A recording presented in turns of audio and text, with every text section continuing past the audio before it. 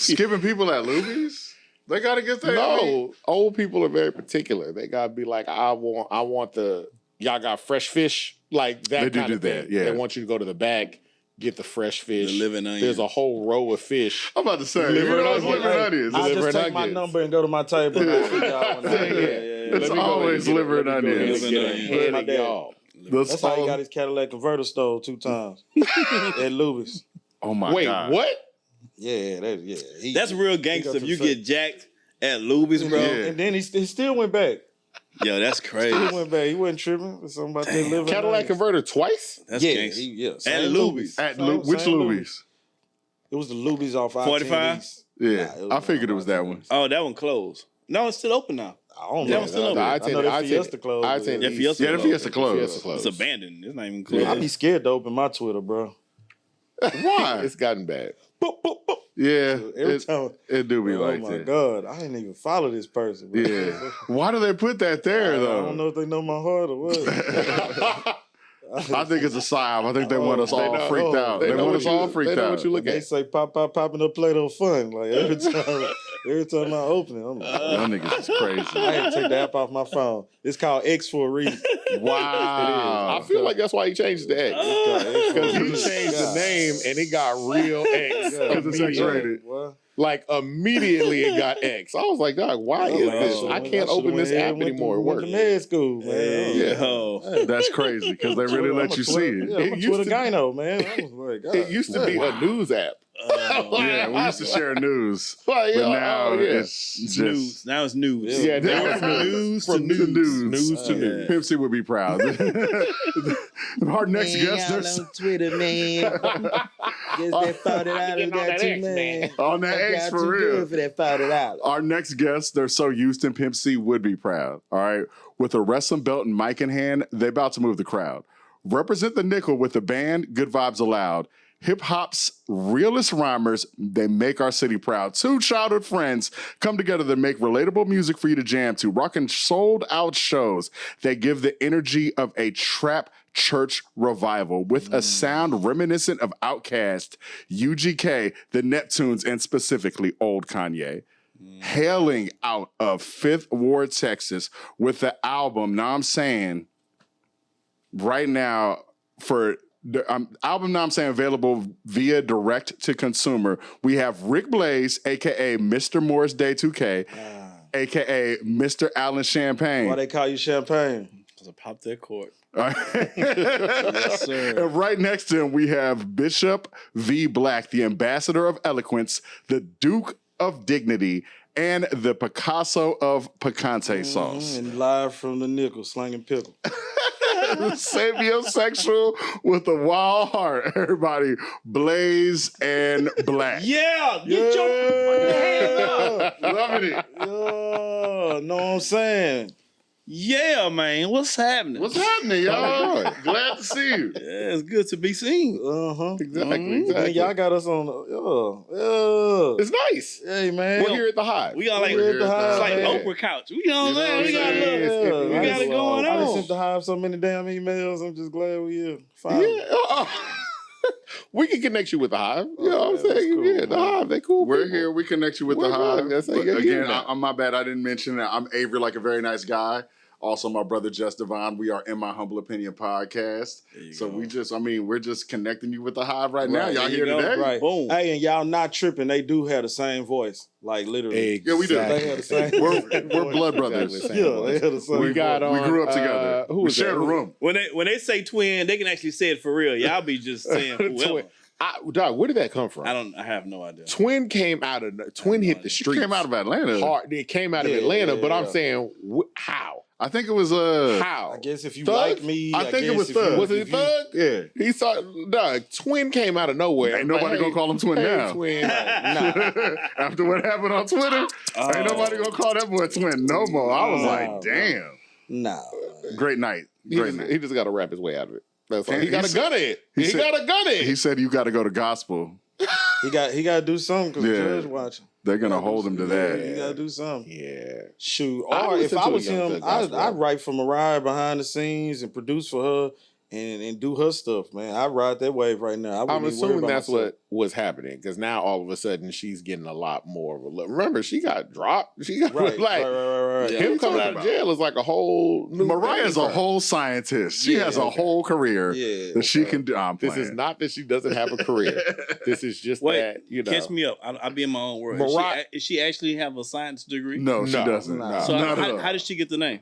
Twin. She gave it to herself. Just said it like twin. It's like, Dr. Dre ain't no doctor. Just said it. He ain't got no doctorate. Dr. Dre actually does have a doctorate in music. No, I'm lying. So no one knows how she got the scientist after her name. That's it.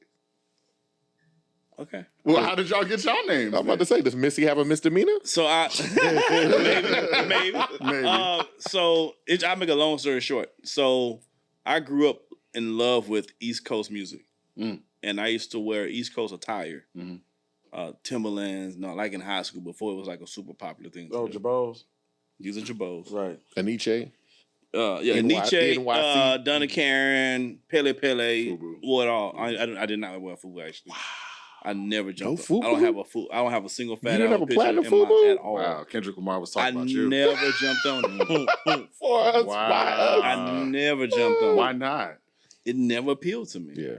Hey, fair enough, man. Ever. Yeah. It was. And now everybody who has FUBU pictures with those fat Apple shirts on, they all trying to cover it and burn them. Yeah. No one wants to be seen with them now. Why? It'll come back around. The Bugs Bunny. I'm about to say. Now I did have a Bugs Bunny. I had Iceberg. Iceberg is different. Iceberg was solid. Yeah, super solid. Yeah. Platinum FUBU was trying to be Iceberg. No, Johnny Blaze boy. No. Johnny Blaze ain't a damn thing changed. So freshman, I went to freshman orientation. Shout out to Sam Houston State. I went to freshman orientation, and so the last day we had like a little party at the end of the freshman orientation. And so they had like a little freestyle battle that was going on. And I had on, like I said, I was in New York, everything. So I had like Johnny Blaze head to toe. Johnny Blaze jersey, Johnny Blaze pants, Timberland boots, the whole nine. And so I got into the freestyle battle and I won the freestyle battle.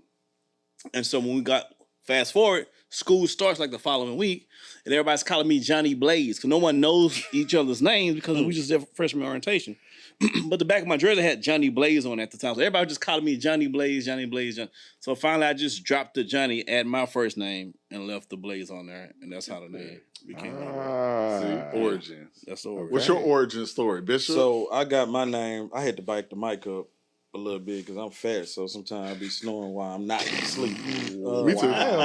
It's all right. A little sleep apnea. I ain't want sleep apnea never hurt anybody. And I ain't got sleep apnea. But sometimes people be like, bro, why you breathing so hard? And I be like, I'm trying to. First off, I be having my mouth clean right now. All of this. Right. People, I'm trying not to be by like Biz Marquis. Stop doing that. Yeah. Stop doing that. Like, why you breathing so hard? Yeah. Why you sweating? As if you got a choice. You know why? It's hot and I'm big. Yeah, I gotta get things. What do you mean? As if you had an outfit on, boy. As if you like could I can control it. Like people will come up to you and be like, "Why are you sweating so much?" I'm like, "Oh, let me turn it off." I can't hear myself. I can't hear myself breathe. So. I didn't know y'all was watching. You know what I'm saying? Let me turn my sweat glands off. Turn my sweat glands off. Yeah. Nah, I got my name from the gospel chilling circuit. When my mama found out I could recite the whole Dr. Martin Luther King I Have a Dream speech without the paper, front to back. She took me on this tour to these different churches and things like that. Wait. And I'm pimping out for the Lord. Why did you know the speech? It was just interesting to me. Oh, okay. Like it was very interesting. You don't know the speech? No, I don't. So I don't know the speech. I had to say it one time for a Black History program. Okay. But I didn't like having a little part because people would get in there, I'm George Washington Carver. Nuts. I didn't like that. So I wanted to be on there. I wanted to be on there, saying a little longer. Okay. So I'm like, cool, I can say the whole speech. You can't stop me. You can't come up. You can't cut off speech. the MLK speech. No, you can't. You can't be like, oh, it's long though. Cut that baby off. It's long. Like, you can't do that. Man, every village, every hamlet, I used to do all of that stuff. So my mom used to take me to these different churches, and then my grandmother found out. Yeah. And so she used to take me around the country chilling circus, man. Dang. So, you know, I get my little duplex cookies and my red juice, and I'm cool. What? So your grandma was You your was first in tour there. manager. I'm cool. Wait, My how old were you? I had to be like 6 or 7. God, Oh, you was in a nice little 3-piece suit. Yeah. Oh yeah, for and sure. that's where had you in some hot churches up there. That's where the Bishop Black, and I had the flat top, like the Whispers. That's where shout out Like to Scotty. the whisper. R.I.P. Oh Scotty. my God. And What the was beat the what goes was the on. code? What was the line? I mean, of course, it's the "I Have a Dream," but I mean, what was the line where you really get the crowd going? Every village, every hamlet, every state, and every city. Two rise up. Oh, he Bishop. Man, listen. Oh, he And so Bishop T.D. Jakes was getting popular in Dallas. Hey, yo. So Bishop D.D. Jakes is popping off. That's hilarious. Please tell Rolling me. hills and perpetude mountains. All these years, I know this story. Yeah, you but thought I've I was never playing. heard you actually say No, lines from the actual Yeah, speech. And so I was, Yo! and so That's putting me at the crazy. podium and me standing on phone Boots. books. Yeah, phone books saying that and my hard toes. Yeah, it was yeah, I used to get the crowd hype, and I got the crowd hype because I didn't have the paper. So I'm Ain't literally you 6? You just little guy doing this whole speech I'm doing that with the voice? Yeah. I'm doing because you gotta Working- get into it. Working for D-Less Cookies. You got duplex, the white on one side, the chocolate- chocolate on the Oh, other yeah. That side. shit all tastes the same. I don't care what type you put it on. Yeah, It did not It don't change. taste like the same. chocolate. No. It tastes like cookies. It's Them the the same ones they same. give in the Don't taste like chocolate. Yeah, it tastes like cookies. like just cookies. Both sides. Like a random ass cookie. And then red juice? Yeah. What were they Yeah, thinking? and the last time I saw that cookie was in the county on traffic ticket. But that's a whole nother story. Yeah, cookies. So my cousin, It was a red apple. I Duplex like still my- holding it down. man, duplex still holding it down. Shout in out the to county. Duplex Cookies, Yeah, man. shout out. Yeah. And the Fat Man. I know you got the Oh Fat yeah, Man. the Fat Man cookies. Yeah. The Fat Man stuff. Oh, and the lemon with the 5 fingers. the lemon. Yeah, Yeah, the lemon and strawberry with the 5 fingers. Man. But anyway, so my cousin, I was black, so he used to call me Black Bishop. And so then one day, I'm rhyming. I go about my name is College Guy. Shout out to Harlem Nights. They used to call me College Guy because I used to come in there and they'd be like, "Oh man, what you doing today?" I said, "Man, I'm a broke college student." They'd be like, "All right, College Guy, we'll let you slide." So cool. I used to come in there. For the audience that doesn't know, Harlem Nights was a library. Yeah. One of the best. Shout One out of the to best Jensen. libraries. Best Shout out to- libraries shout out to ever. One of the best libraries. Yeah, shout out to Jensen. Okay, They you had gotta big catch the booty snoring. books in Gotcha. there. Yeah. Big booty books. Come with it. Yeah, so I used to do a lot of studying and a lot of research, my research papers. I'm serious too in Harlem Nights. But yeah, that's how I got the name Bishop V. Black. Because my mom, she yelled out, "Go Bishop Black," and he was like, "What'd she say?" I said, "She called me Bishop Black," and it was like, "Okay, you ain't going by College Guy no more, like Bishop Black." Bishop So, Black. So, Loki, your mom gave you that name?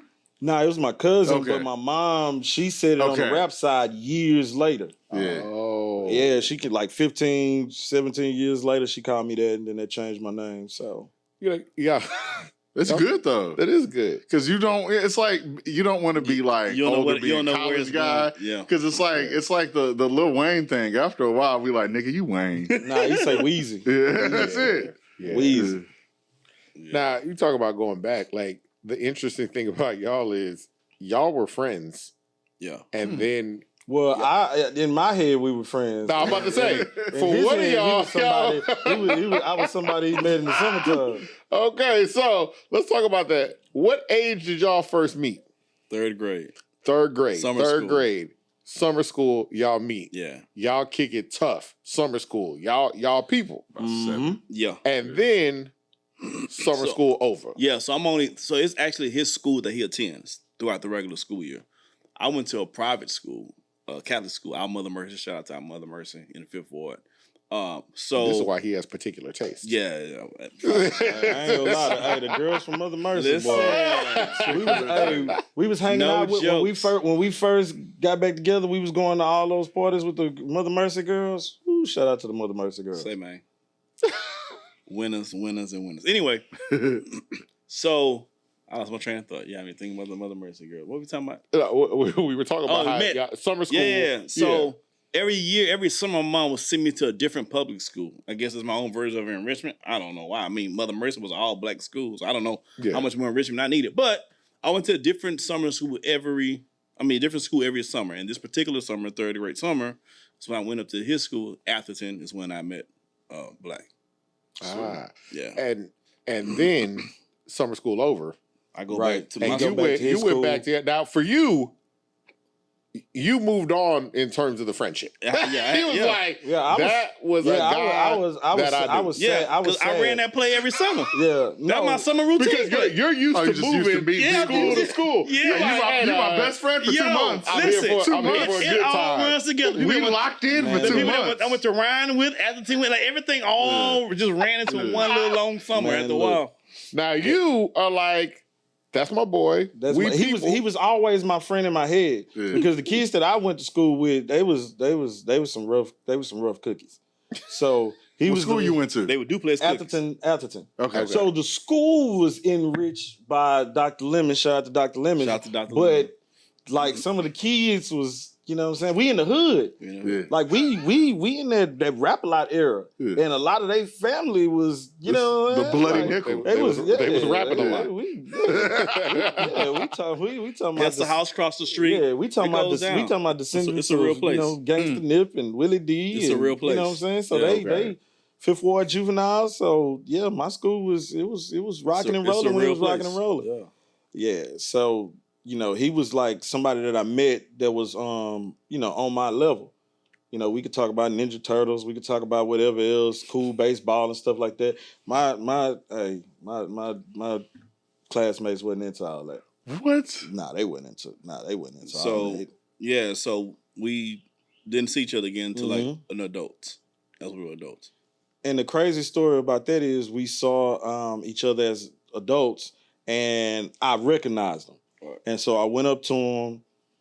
He looking at me like, okay, I don't know you. But I'm trying to be respectful because he have his lady with him at the time. Right. Okay. My son's mother, she's with That's me. 100. That's 100. So I'm like, I don't know you, but I'm not being disrespectful because you got a lady with But you. y'all are how old now? We're adults. We're like young adults. Like Y'all are 20. young adults, but this is the last time you saw him was third grade. I didn't see the cat since third Y'all grade. were 7, and then And then 21. I was now like, y'all are 21. Yeah. And my baby 14 years. My baby mama looking at me like, bro, you glazing too hard. Like she like, he don't know you. Like she grabbing my arm like he don't know you. Like you be thinking you know everybody, because I don't forget nobody. Yeah. You be thinking you know everybody. Just friendly. He don't know you. And I'm that's impressive to remember somebody from third grade. I know. But see, we always had like this mutual friend that I used to ask about him. And he used to come in my neighborhood. So my best friend in the neighborhood was cool with this guy. And this guy knew both of us. So he used to tell me, oh yeah, little Ricky cool. Yeah, man, he doing this, he playing basketball. Yeah, blah, blah, blah. So I was like, oh, okay, cool. So he's still in my head, my best friend, because I'm keeping up with him. 14 years. I'm keeping up with him, man. He don't give a damn, bro. He's just looking at me like, sir, what do you need? And I'm just like, bro, I know you. And he's just, you know how you see somebody from back in the day and you don't really know what they into. Yeah. So you just kind of watching their movements. You don't know who, they might not know you. They might have heard somebody say your name. The name tag said, you know what I'm saying, Rick. So I could be just making this up. Yeah. So that shit broke my heart. So that was the end of that. But you got over the heartbreak because y'all eventually that's another decade. So after that, we ended up meeting again, like social media, Facebook. Yeah. Sometime after that. And then he befriended me. So we became friends on Facebook. So at the time we were both doing music. He was kind of more established in the Houston area in music. I had graduated college from Huntsville, so I'm just getting back to Houston. So I don't really know what's going on music wise, but I'm doing music myself. So my baby mama cheating on me, so I'm going hard in the paint. So I'm hitting him up. Real shit. If you know, you know. Okay. I'm hitting him up. This is the one that was trying to pull you away, talking about you don't know him? Yeah. She tried to block your blessing. Wow. Look at that. She tried to block a lot of stuff. That's cool. Apparently she wasn't blocking. I'm sorry. I don't know you like that. My bad. It was right there, though. It was. Yeah, I'm sorry. You took it. It was right. I did. It was right I'm there. sorry. Easy like I'm easy. sorry. That was nice. I'm sorry. That was nice. Nah, shout out to her 2 kids. Yeah. Man, see now I feel real bad. My bad. Continue with the story. So and he kind of just really he had his own little group and faction he was working with musically, but he kind of like brought me along to kind of as they made their little rounds, different places, different spots. So he kind of put me on what was going on in the underground scene in Houston because I didn't know what it was. You know what I mean? And so as time went on, his faction kind of like parted. So he just became kind of like a solo artist. I was already working on my stuff solo. And he ended up moving, and we ended up moving into the same neighborhood together. Like 3 houses down from each other. Oof. And then so we just ended up doing like a little mixtape one time, like it took like a week or maybe 2, just put together a quick little mixtape. And the energy... he's skipping a whole... Am I? Yeah. Go back. Please. So First of all, he made a beat for me and my group. It was only 2 people. And my group member was like, hey, y'all sound good together. Y'all should work together. And I'm like, what? And so my group member, he had a chance to submit a film in South by Southwest. So he did that or whatever. We went to South by Southwest. And, we was just like, we just had like these shirts. And we were going up to the ladies and giving them shirts. And the shirts was like, Blazing Black Did Me. Yeah. And, they were holding up the shirts and things like that. And so he ended up, telling me he was going to do this project. And I had heard no music from him at all. So I was like, all right, cool. Well, what I can help you with is getting your music, pressed up so you can hit the streets. I was like, cool. So he's like, hey man, I'm having this party. I'm just telling you now is I party how I party. So I'm like, all right, cool. I'm dad life, so I don't really go out like this. So I don't know what he mean by party, few drinks, whatever. Man, please. As soon as you walk in there, it's shrubbery from the Serengeti. It's a red carpet. We getting interviewed, giving him birthday shout outs. Yeah. And you go upstairs, it's a beautiful young lady swinging from the rafters in this bamboo seat. Yeah. And I'm just like, good times. Wow. And it's just things just going on. It's servers. There's a live band playing. It's like, and this is before the live band, just looking at the scene or whatever. And so I go to the bar, and the lady's like, man, what's going on tonight? I say, my boy having his birthday party or whatever. She was like, who is he? She was like, we've never seen this place like this. She was like, we've never seen this place like this. Like, it was people, coming in before and setting up stuff and things like that. It was like, usually people have parties. Like a Vegas, and they do the Vegas look. Yeah, they do the popping the bottles and stuff like that, but they don't do it like this or whatever. So I'm like, shit, cool. I don't know what's going on. Yeah, it was just a really that's good time. Why it was a good night, because the fruit was spiked. There was nothing in there that wasn't. I ain't even. Yeah. Oh, everybody got spiked. Okay. I mean, it's one of the nights when I'm taking the bottles. At the time, we was drinking heavy Ciroc. I'm taking the bottles and I'm pouring it down. I was doing that. I think they call it driving the boat or what they call it. Yo, I had been doing that joint years ago. It wasn't no name for it. I was just pouring it down girls' mouths. Like, that's just how we got down. So I ended up performing. So I ended up performing my album live. And I had never heard no music from with the band. So let me back up. I gotta put this part in. I always put this part in. You probably don't like it, I put it in. But I always put this part in. At some point, he hit me up because he hadn't heard any music, but I was always working on music. He was like, "Yo, man, just kick something for me." I'm like, "No, I'm good. Like, you just hear everything when you hear everything." He's like, "Man, just kick a little rap for me real quick, bro." And we over the phone. I'm like, "Nah." So finally, I kicked him a little part of a rap from one of the records. It's Blaze, prepare to be amazed. It went like that. Hey, crickets on the other end. Nothing. All I heard was he just breathing on the kid. He just breathing on the kid. I wasn't even that fat dude. He just breathing on the kid. I was like, all right. Here we go. That's cool. So I don't know how we got the phone. We didn't get out the phone. I wasn't tripping. You know what I'm saying? So then we fast forward to the party. Now we're at the party, and then I end up doing a record that he really, really, really liked. And then so he asked me after the show, he was like, "Yo, man, I like that record you had. Let me go. This is after the party. It's after the party. So you see him perform with the band. So I'm watching him perform. The first part is cute. The second part, because at first I'm taking notes because all of these ladies in here. I guarantee you, it was about 50 about 50, maybe 60 people, like in the area of the stage. Because it was a big club, but in the area where he was performing, 50, 60 people. I say it might have been 8 dudes in there. Yeah. So I'm looking around because it's all kind of flavors, and this is when I was really into the PB Dubs. So I'm looking around like, I know where the wings at. So I'm looking around, and he's doing these songs, and I'm just like, okay. So then he does this one song called Iconic, and they go crazy. Me and the cameraman's supposed to be getting shots at him performing, and he looking at me, and I'm like, bro, do your job, and I'm going crazy too. And I made it up in my head that night. I said, hey, bro, I said to myself, I'm getting on that song. I don't care. I'm getting on that song or whatever. So the night goes on, cool, and we end up moving in the same area, getting houses in the same area or whatever. And then I just basically told him, I said, hey man, either I got your CD. I know producers that can loop your stuff. What he told me to. Yeah, He said, either you're going to put me on the song, I'm going to bootleg and I'm going to get on the song. Damn. Those are your options. Yeah. And so I was like, shit, I guess you got to get on the song then, man. So put him on the remix. And then we did a mixtape together after that, and then we just been rocking. Because we was together since. like every day. Wait, go back. He was picking me up from college, and we was going to. But we going still to happy got hour.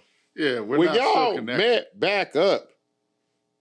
You was in a relationship, I had to play and you had a group. You was part of a group. What happened to the group? Nah, my group, like he went to go do the movie thing. He went South by Southwest. He went to go do the movie thing. I ended up getting divorced or whatever. So, shoot. That party changed your whole life. Yeah. But it seemed like Bishop, you seem like a person that just knows what you want. Because you remembered him, and then also you're like, you're gonna get on. Like, I'm gonna get on this song, whether you like it or not. So, and you told him. Well, and the thing about me, I is brushed him off a couple of times too. I've always kind of been a visionary, and I'll see something in people that they don't necessarily see in themselves right then and there. And sometimes they can come off as too aggressive, or sometimes they can come off as, what is his real motive? Mm-hmm. So, like I say, a lot of people that I was trying to, work with before, they were just like, why you want to work with me? Like, I'm like, you rap. Like, what can I, what I'm saying? What can I offer you? And at first, I was just trying to push him along further than I was. Mm-hmm. So he wouldn't have to go through the stuff that I went through because nobody taught me. So initially, that's why I was trying to, I wouldn't, and of course I wanted to do music in a collaborative way, but I was just like, nah. So we would go to shows, and the way he would dress, it looked quite opposite from me. So I was like, let's start making a play off that. So he would come in the suits or the bow tie and stuff like that, and I would have him, like, he had this jewelry box, and he would have the jewelry box, and I'd be on stage and I'd get my jewelry and stuff like that out of there, and then I go rapping and stuff like that. And I always had people think of the illusion of he's the money. So they looked at me as the muscle, and they looked at him as the money. So when we start working together, then when they look at him like he's the money. So he can do what he want to do. He can rap as outlandish as he wants to. He can say certain things because he always reminded me of Q-Tip, Pharrell, and Kanye. And if they didn't do, like themselves, and they tried to be somebody else, they would have failed. Mm-hmm. So I already was trying to like have him to where he could be Rick Blaze, and they wouldn't look at, oh, he's supposed to rap like this and he's supposed to rap like that. Like, nah, because I'm trying to get away from this rapidy rap stuff anyway, because that rapidy rap stuff ain't making me no money. Like, would you make that decision that this rapidy rap stuff? Because you're rapidy rap, but I helped make that decision. he helped expedite that. Okay, yeah, he helped overnight it. He helped overnight. Listen, Amazon, because he already had, and I told him this. He already had a rapper's voice. He's already a big guy, but he used to do two things. He used to try to put a lot of syllables together in one sentence. Yeah. And he would rap really aggressive. And I'm like, there's no need for that. He was bombing atomically. Socrates philosophy. You're scared though. You don't need to be rapping aggressive like that, bro. You already look aggressive. Yeah. You already have an aggressive look. Yeah. Finesse it. Biggie, you know what I'm saying? Finesse it. And so once he found his own pocket like that, he was Gucci. But yeah, our early recordings, it's on SoundCloud somewhere. Our early recordings, you can hear him a lot more aggressive in his tone.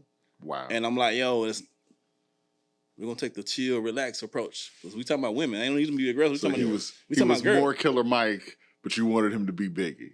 Yeah, be more Biggie Heavy D-ish. Like be the big guy the girls want. Killer Mike gonna take offense to that. I love Killer Mike. But he not the girls will sit there Mike and be like, oh, yeah. They like him for a whole nother reason. Yeah. No, I get you. The girls ain't like, oh, I just gotta go see me some Killer Mike. The thing is, I had the ladies because I did poetry and things like that. There we go. go.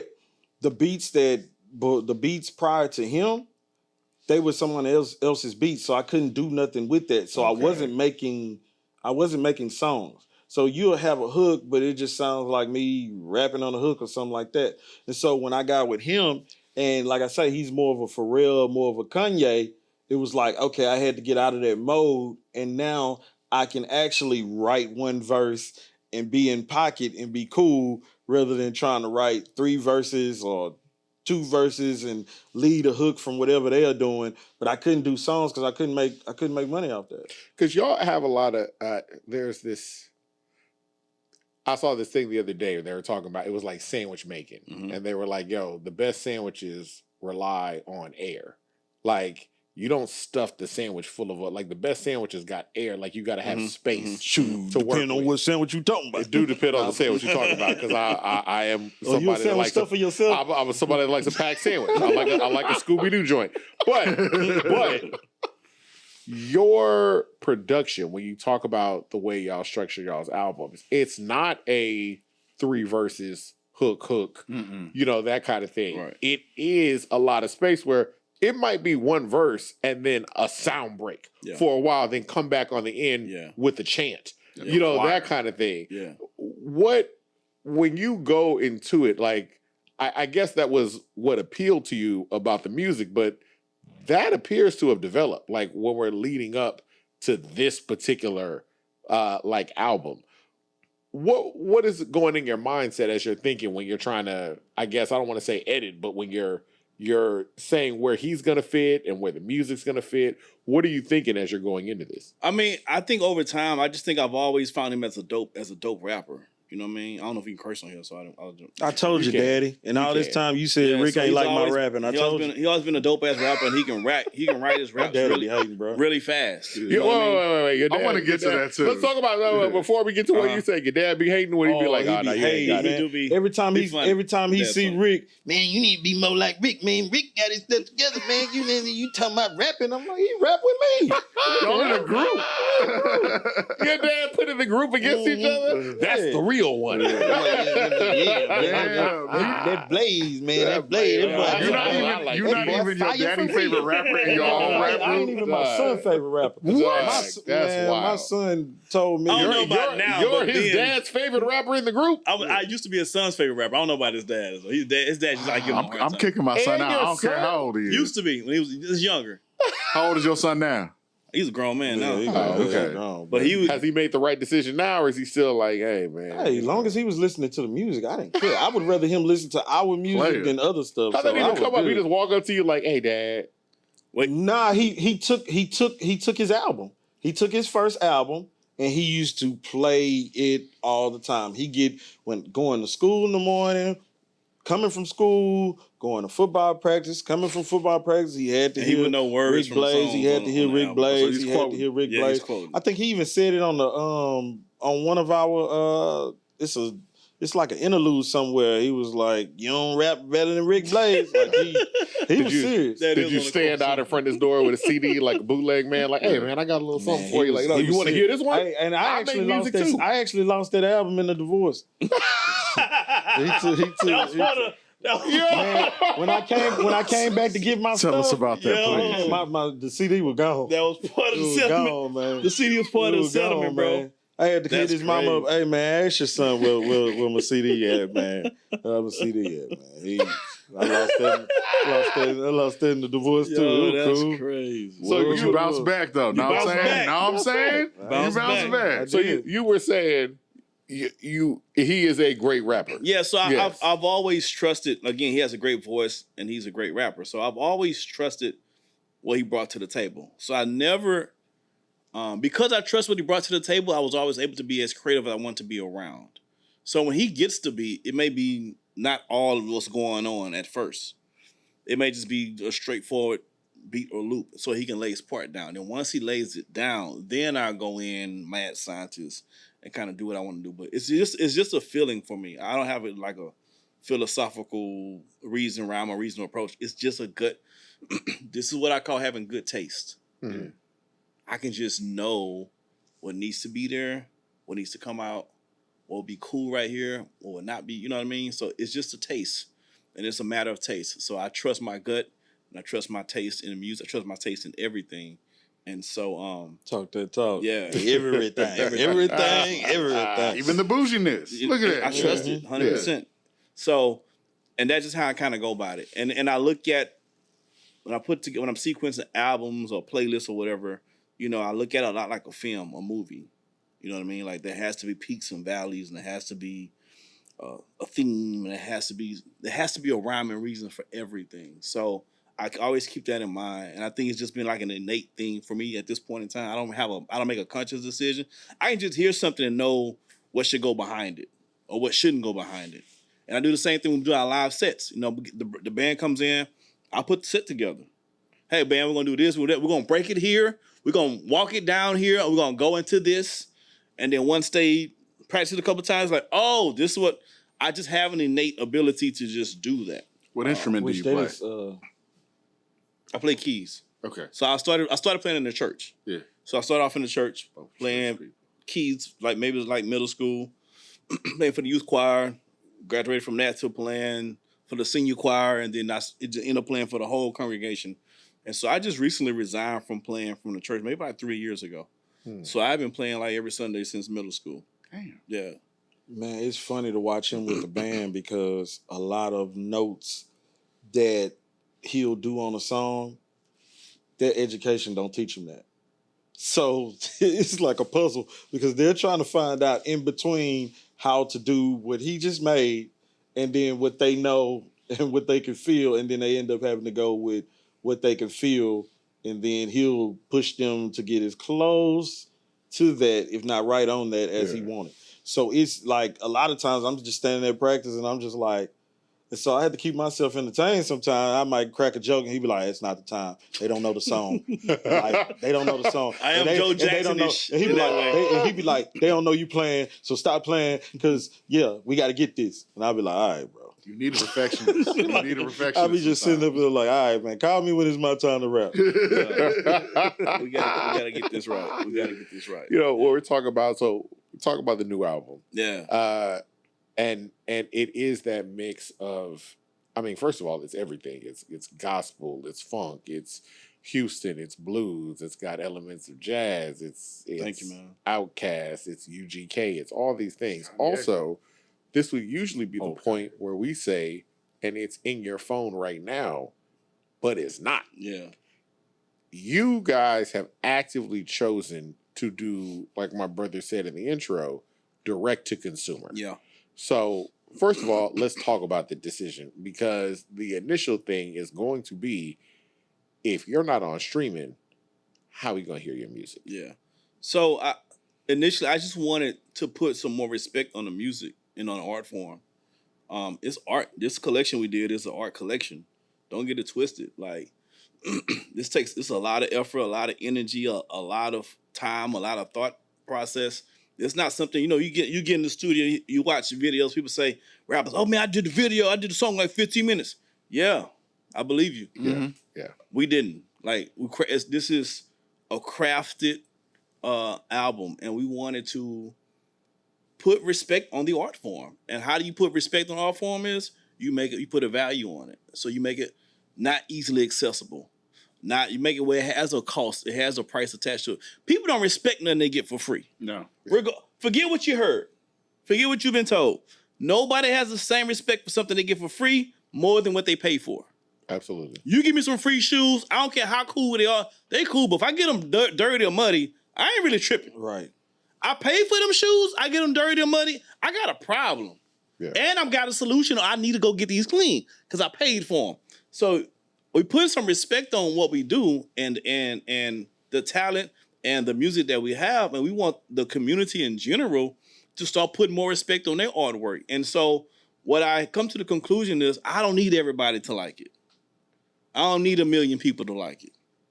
I just need a solid 5,000-10,000 to rock with it. And it's a taste. Again, we'll go back to the taste level. Yeah.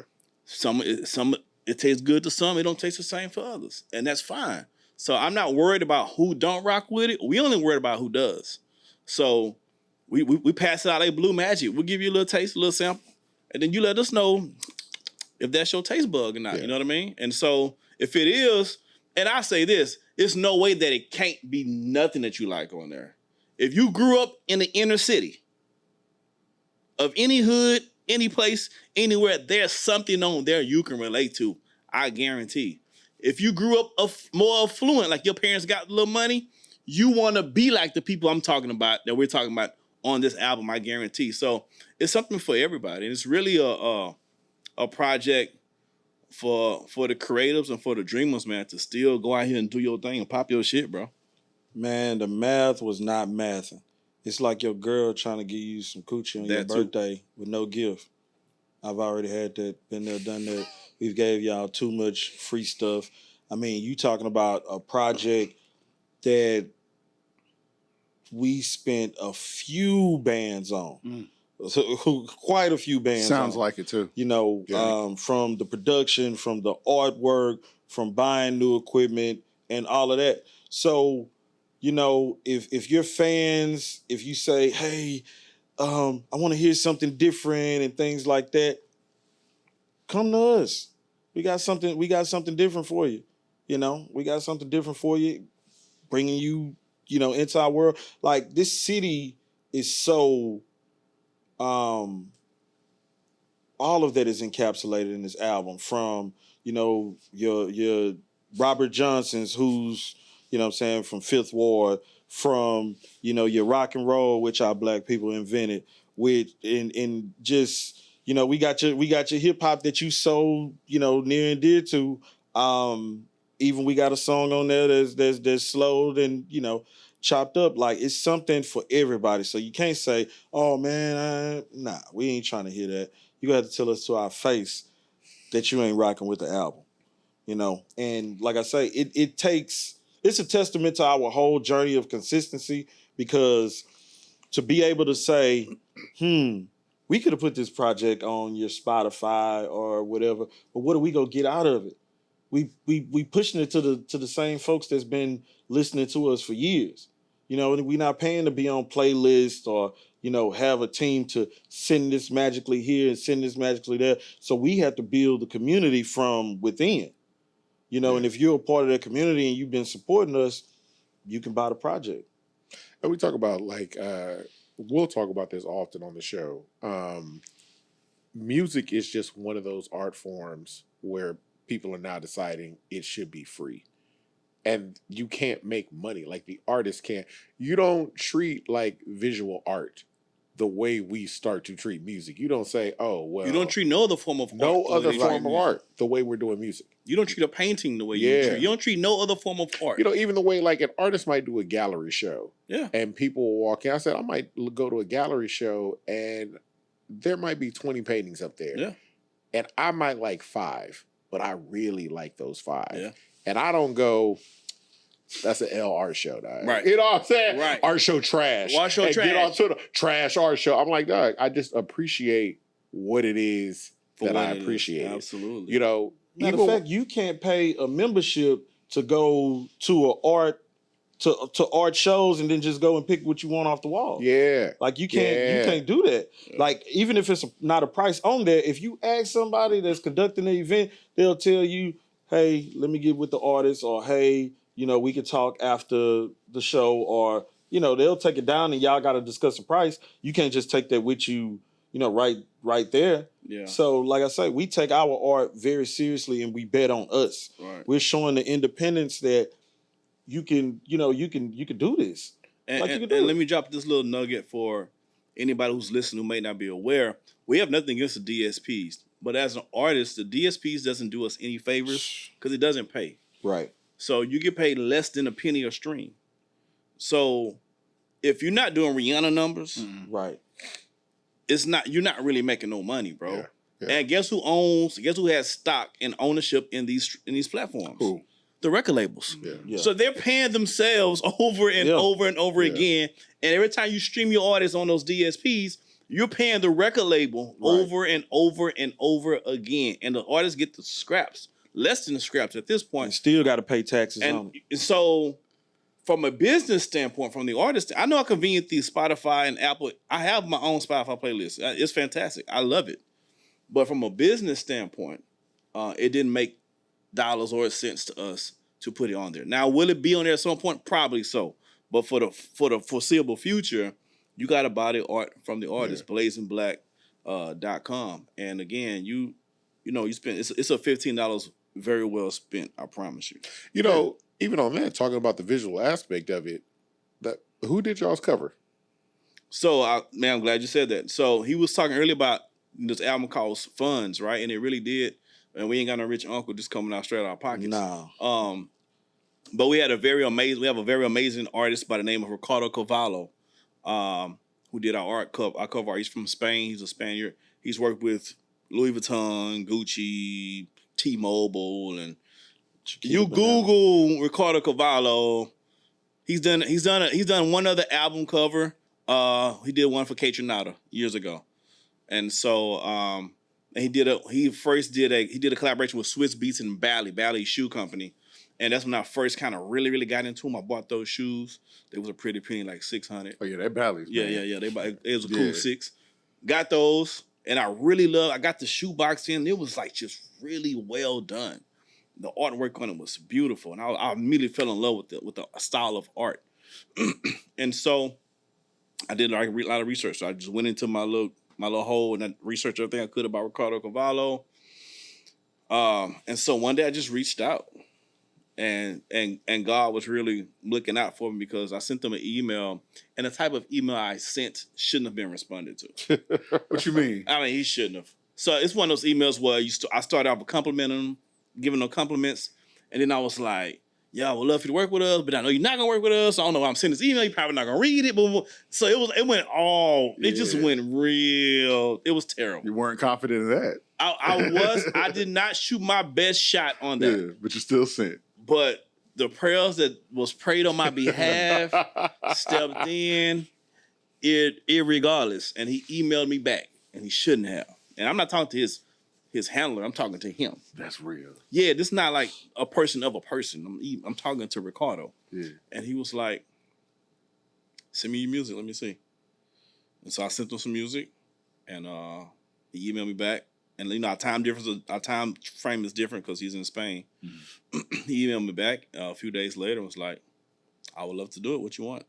And so I kind of sent him a little bit of things that I want, but then I let his creativity kind of just do what he did. And what we have there on the cover art is a one-of-one Ricardo Cavallo, and we're getting some prints made now. So we're gonna sell the prints so people can get a one-of-one Blazing Black Ricardo Cavallo print. You know what I mean? And so he's giving us his blessing to do what we want with the artwork. First independent artist, first hip hop, definitely first from the United States. Like I say, because like I say, he's only done Kate Renata. Mm-hmm. Yeah, you know, and Kate Renata is worldwide. Yeah. right. Yeah. So for him to gravitate towards us, because he don't need our money like that. For sure. It's like I say, this whole album, just how it was put together and the things that we were able to do. And even this promo run. And if the album was already on Spotify and these other DSPs, would you really be interested in our interviews talking about how we created this and how we did this and how we did that? No, because you've already heard it, made your assumptions, made, different things like that. So it just, and it helps us as independent artists. Now we're doing research. Now we're picking. Now we're able to just, man, this has been so fun. Also, this we is- have Grammy Award winning Okay. Brucey Brucey B on B. the album. Yeah, man, yeah. bitches home, Bruce home, Bang? home. Brucey B. Brucey B. Now Bruce Bang oh, mixed it. Bruce okay. Bang So mixed we it. had, Bang Super, mi- we okay. had Super Bowl Bruce mix it. Super Bowl Bruce mixed the so, album. yeah. Brucey B. The DJ Brucey B. DJ Brucey Yeah, B. world was on the famous. album, world famous. Paid in full. And Paid in full. Grammy- Exactly. That's what I was Grammy gonna say. I'm Award about to winning. say, you World got famous. how do you get paid in full? That same Brucey tricky B? email. The same way I That's what you You listen, be sending bro. out emails like, Oh my hey, I God. don't send out a lot. Listen, I'm listen. 2 for 2 though. Listen, no.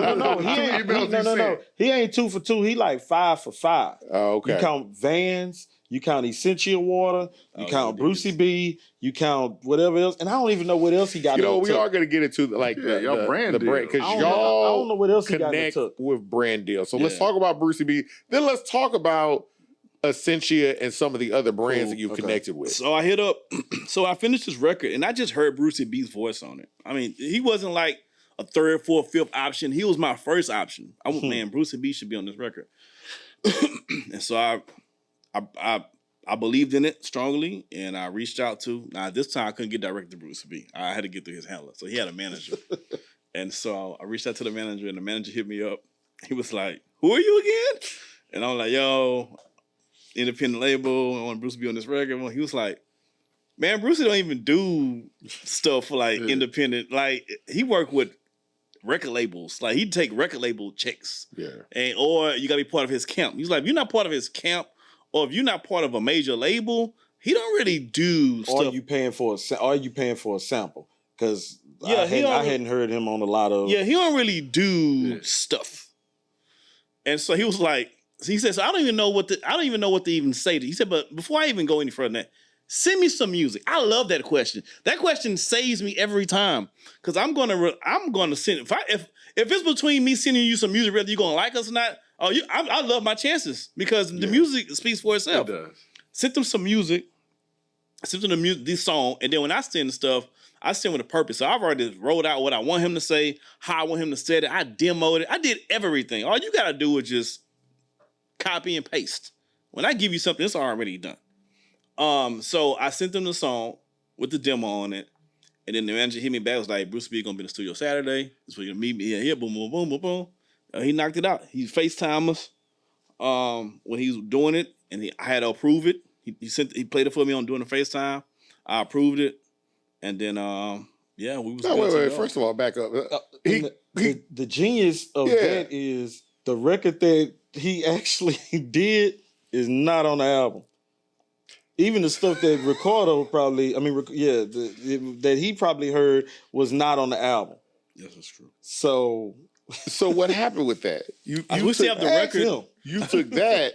I took his voice that he did for us, and I found a better space for it on the album. But the stuff that he wrote out was genius because it could fit on any On the song. song. Like it could be an intro on any song.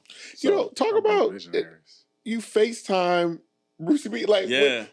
how does that call even go when y'all? I mean, just the initial, not you working out the stuff, but it's just like there's a reason why he. At any point, are you like, hey, dog, like, we appreciate you liking music, or what made you make the decision, or anything like that? I'm just happy. I just need you to go ahead and just. Yeah. Hey, why I got you on this? Yes. Just say what I need to do. Man, so we can just point the story. Yeah, I'm the one that'll be more like he just straight to business. He Yeah, A to Z. I can find that out later. So I wasn't on the call. I wasn't on the Yeah. thing. He showed me a picture of him and Brucey B. And I was just like, okay, a little still shot or whatever. I was like, all right. But I didn't talk to Bruce B until I FaceTime. I was talking to his manager. He knew not to put me on there. Oh, Brucey B, Mitch, paid in full. Get down to business. Yeah, he don't care about none of that. Hey, I need you to do this, this, and this. Cause I need that. I need that done. Like, And then you take that and you sample it and you fit it. You take Brucey B recording a song for this album, take that song, cut it up, and put it somewhere else on the album. yeah. So his Like two different songs. his initial recording wasn't even a song for the album. It was a separate song altogether. Okay. But I was able to take what he did for that and then put it on the album. So he wasn't initially. We talking about two different entities. So the album that we have now was actually not the album we started off with. The album we started off with was more of an R&B type album, and I kind of niched it in the middle of production. I was like, "Yo, we're going this way with it." And so Bruce B was on the first version of said album. I think that was The Player and the Poet. Yeah. The Player and the Poet. We still might come back. We're gonna circle the block on that one. So we was working on The Player and the Poet. And then so I started kind of veering a different direction. And so I made this hard right turn and I took the Bruce B parts on this other record and I used it on the current album. Black, this question is for you. What is it like for you? Because it feels like I be in anticipation a lot. no, it feels like you're like, yo, I'm ready to rap. Let's go ahead and get this going. And it is all like he could come in today and be like, you know what? Scrap it. We getting an orchestra. Oh, he do. We are getting an orchestra. He do things like that. That's why I have a string section right now on call because I know like the type of things that I had to deal with. So what is that like? You get to see what gets created, but also I know there's got to be stuff where you're like, I'm so excited about this, and you're like, nah, we're not doing that. I've been listening to songs that we have right now that we could just tighten up a little bit and release. And I have some of the nicest verses on there, and he does not care. And he'll be like, "Hey, if I ain't finished it, it ain't finished. You can play it for him from your phone." So that's about the only time to work on here. But where my strong suit comes at is the booking and all those things. So I just channel my energy somewhere else. Okay, what we need this, we need that, we need this, we need this, we need this, we need to book here, we need to have this show here, we need to do this, we need to do that.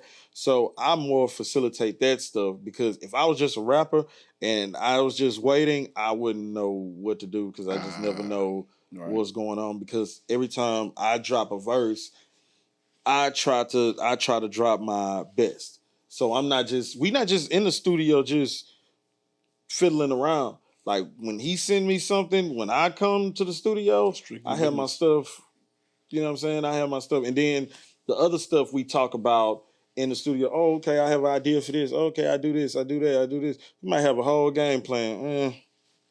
Now where the trust come in is he always rewards me with something about 5 to 10 times better. So whatever I thought, this gonna be the hit, then he'll come with something else. And I'm like, whew. Yeah, I can get behind that. So, and then I just make that plan that I have. And when I scrap something, I usually have I have an idea of, like fleshed out for something else. So I'm not like scrapping it like, I'm gonna just wing it or just figure out. No, I've already channeled. Nickname Lil Scrappy. That's the real Lil Scrappy. God, man, we have 5 songs now that's so hard. We got some and what I had to learn is you do not. I mention a car, and I rarely mention cars, and I mention car, and I thought this song was gonna be in the album, and I took the flow from PWA, from my boy Low Life. Shout out to the Fifth Ward Boys, and I do my thing, but I say the current year, and I say the current year. It's about 4 years later, and there ain't no way that song coming out. Dated yourself. You dated yourself. Like, and then he actually say a date on the song too, and I'm just like, yeah, this definitely ain't coming out. But I usually, like I said, I just called him the other day with like a 3-part idea for like 3 different things, right? Mm-hmm. It was like a 20-minute just listen conversation. I told him like, hey, we're gonna do this, we're gonna do this, we're gonna do this. So and I prefaced it with saying today. I said, yo, this is how I feel about it today. Yeah, that's literally what he said. This is how I feel about it today. He talked for about 20 minutes and he's like, your thoughts? And I was like, yes, and yes. That's what he said. Yeah. You know, and it's also like you're talking about the booking, but let's get back to the 5 for 5 emails. Okay. Because you've got the 2 emails people, but also y'all are big on branding. Yeah. Y'all are huge on branding. So there is always something like talk about some of the brand deals that y'all have been able to work out, and then how as people trying to get brand deals. Mm-hmm. Okay, so I'll try to start in order. I watch a lot of the things that he does and that he likes, and then I notice the things that I do and I like. I watch when we take pictures, when we make music, what our fans like, and I try to make sense of the collaborations. So we put out this album called SummerSlam, right? And so we have ourselves drawn as our favorite wrestling characters or whatever. And I'm a big Bret Hart fan. So I always wear shades, and my dream collaboration was with Bosch and Long for for the specs or whatever. Okay. And so that never came. I really never shot a shot, but I was just like, I typed in one day Bret Hart type sunglasses, and I found these guys named Pit Viper. And since I had the album cover and the reference, I sent it to them, and then they was like, "What's your address?" Sent them my address. 2 day, I got all these sunglasses, and things like that. And Shout out to Pit Viper. yeah, shout out to Pit Viper. And then it was just like any brand that I see that makes sense. Like shout out to Cinco Doce. Okay, we're in Austin a lot. We're having these album listenings and installs. People love spirits. There you go. Who can I collab with? Who can I, and then you have to make it make sense in your pitch. Like you have to already have something moving. And when you send these emails, you got to send them with confidence, but you have to send them with reference points. Yeah. That's just like with Fox 26 and 39. Like you have to send them a story. You have to send them, it has to make sense. You can't just be like, oh yeah. To his point, a lot of these companies don't have certain visions. And they don't have time to have a vision. They don't have time to have a vision, right? So if you can lay out everything for them and show them how this makes sense and how everybody wins, or what's even better than that, how you win. We ain't worry about how I win. Show you how you win. I'm doing you a favor. I'm doing this. So DMing somebody at 3 a.m. saying "Let's work," that's not gonna get it. No, not. Well, I send those, but it's for a different kind of work. That's for a different kind of work. It works, but it's a different kind of work. Yeah. No, I just see a lot of people like reaching out to companies and just like, "Hey man, let's work. Let's build. That's not how that works. Let's link and not build." building. Right. Like And they're like, "I don't." This ain't Legos. We ain't linking and building. So in our shows, we learned a long time ago with we were just like, what do these venues want the most? I'm like, if they're giving us the door and this and that, what are they getting out of it? Money from the bar. Yeah. Okay, so this is what we go do. Who has this account? Who does this? Who does that? Okay. Hit them up. Hey, let's run some, let's run some that night. Whether it's a happy hour or whatever. Oh, y'all have happy hour? Well, let's extend it because our fans like this, this, and this. And this is what we're also going to do. I ain't going to give them the secret sauce on that. Mm-hmm. But this is what we also do. And we come and we push that, we put that in our show and we make it make sense. So now when we pitch game to these other brands, we have representation. And we can show you what we've already done. We can show you what we already do. We can show you what our fans like. We know the demographics of, the ages of our fans. We know their background, income-wise. We know all of that. So I'm sending them dang near a graph thing of, our reach and this and that. And I do the same thing when I book the shows. Hey, we know this act, this act, this act. We've done a show with them. We can bring in this many people. These are the media outlets that will cover the event. Like we have all that planned out. So and a lot of that mentality comes because we've always had to do it on our own. Yeah. So we started off throwing our own shows. Yeah. So when there's scarcity, you get creative, right? And so you start having to, like when we first got with a band and started performing live, I had no idea. I don't know if he did, but I had no idea like what the bands were getting paid in the city, right? So when we first got booked for a show, I asked Bishop, I said, well, how much we getting paid? He told me them. I was like, the hell we not? Like, I get paid more than that by myself at a church. Like, it's like 8 of us. We like Wu-Tang out here. You can't be paying us $200. Not what? What we doing? A hot dog? No. Yeah, so we have to work out, okay, we need the look. You don't have the money. What can we do? So we got creative. Hey, give us a bar tab limit on this amount of money. Take care of our food. There's like a restaurant next door. Get our food for us. Whoever y'all.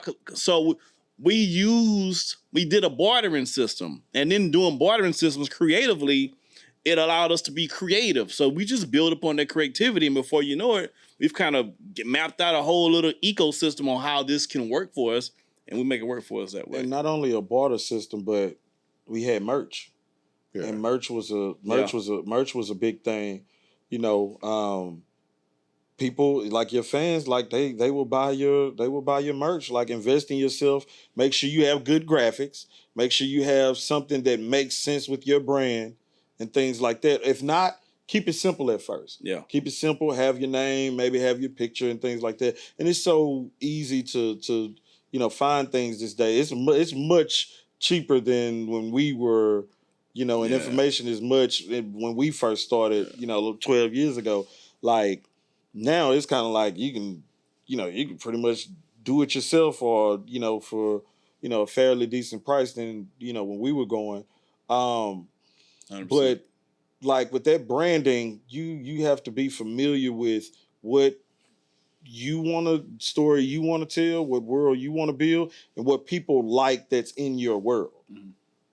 What people like that's in your... Something that's going to be trial and error. Yeah. You're not going to knock it out the park every time. Yeah. Trust me, we've lost a lot of money on trying to create the merch that just sit there. It doesn't reach. It doesn't hit, right? So don't think you can get in this mud and hit home runs. You finna bury buns every time at the plate. But the crazy thing about that, like merch that we've designed that didn't correlate that time, people have seen old pictures or old videos and be like, man, where can I get that shirt from? Where can I get that shirt from? And we like, man, fuck y'all. Y'all ain't want to buy it the first time. Kept us with all these goddamn It's a whole shirts. new, as y'all grow, it's a bigger fan base. Yeah. They might appeal to more. Yeah. And another big thing when it comes to musicians and the selling of art is like there has to be a tangible product. Like, we have to get our musicians back to the point where they're moving something tangible, because like you said, people put value in actual items. Absolutely. Like, it means something when you're able to get it. Right. Like, it does mean something. Like, my brother calls me pretentious all the time, but like, I collect vinyl. Mm-hmm. Like, it just is what it is. But it does, like, yeah, I can stream it. But that record mean a lot more to you when you got that vinyl in your hands. Because like, I think about things like I have the Currency Pilot Talk series. Mm-hmm. I jam Pilot Talk all the time. You know what I'm saying? Like, on streaming services. Right.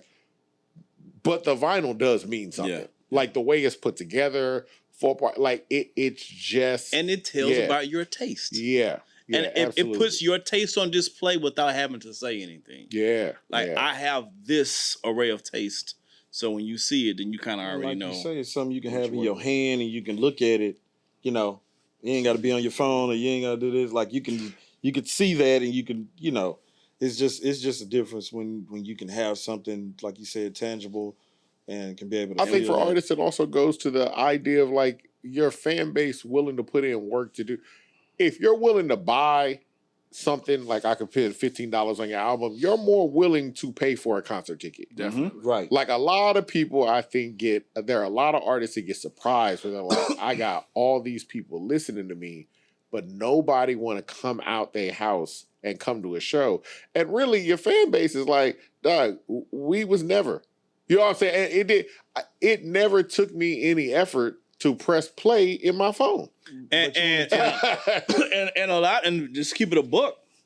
A lot of y'all don't put on a good show either. Right. Yeah. They just keep it all the way thorough. I was about to say that. And your interviews, like, there's so many media outlets and so many platforms that you can go on, but you can't go on there high on whatever and not. Yeah. You gotta still be, professional, because like I said, I get it. You do music, you do a certain type of music, but fans now, like, they want to see, your personality. They want to see what you have going on. They want to see the process and things like that. They like to see that. They like to see that. But like I say, you have some artists that they don't have media training, so it's like they're boring. So after a while, it's gonna be another artist that can do what you do, but have other things, and then you're gonna give they gonna forget you. Yeah. Yeah. We ain't took a loss yet. Nobody, especially in this city or this state, has beat us in nothing.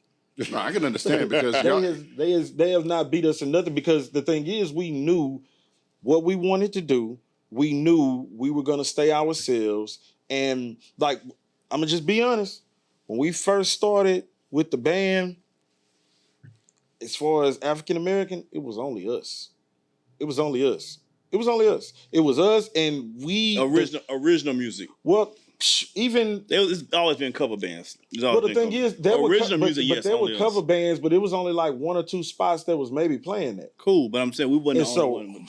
Yeah. We only Man, only one doing original I'm music. gonna tell you when we went in. I had a cover band playing on my birthday before we got together. No. So there's always been cover bands. He didn't have a cover band. He had a group of musicians that were put together to do that. It's a difference between a band that's always like we've had the same band for 10, 12 years. This is true. So when I say that, I mean band like that's the same players. Yeah. Not, we go get together and we go play behind this person or we go do that. Because when we first started, it was us and a bunch of alternative rock bands. And that's all that we played with. Yeah.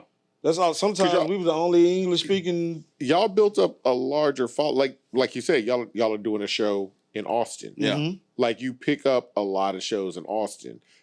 But you are, I mean, even listening to this album, you're definitely Houston. Yeah, for sure. Like you're Houston through and through. For sure. What is, even initially when you said when we first started, it was us and we're around a lot of alternative bands, things like that. I feel like I hear a kind of tone, at least coming from you, Black, where you're like, hey man, look, if y'all want to just stick with this one sound and do hip hop. No. Okay.